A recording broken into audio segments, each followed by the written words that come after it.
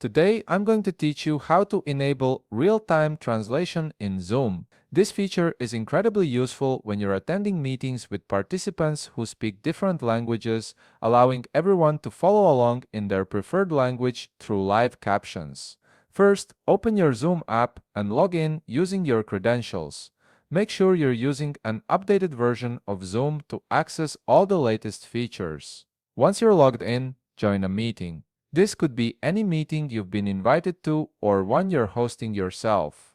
Now, look down at the bottom toolbar of your meeting window. You'll see several options displayed there. Click on More to reveal additional meeting controls. From the menu that appears, select Show Captions. This action activates the caption feature, which is the foundation for enabling real-time translation. Next, you need to access the translation settings. Locate the gear icon settings beside the live translation option and click it. This icon typically appears near the caption display and will open up the configuration options for your translation preferences. In the settings menu that opens, click on Caption Language. This is where you'll customize which language you want the captions to appear in. A drop-down menu will appear showing all the available language options that Zoom supports for translation. Select your preferred language from this drop-down menu. Scroll through the list carefully to find the language that works best for you.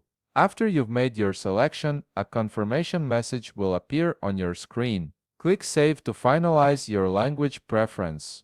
This ensures that your chosen language will be used for displaying real-time translated captions throughout your meeting. And that's it. You've successfully enabled real-time translation in Zoom, and now you'll be able to see meeting captions displayed in your selected language. This makes international collaboration much smoother and ensures everyone can participate fully regardless of language barriers. If you found this video helpful, please leave a like, subscribe, and see you in the next video.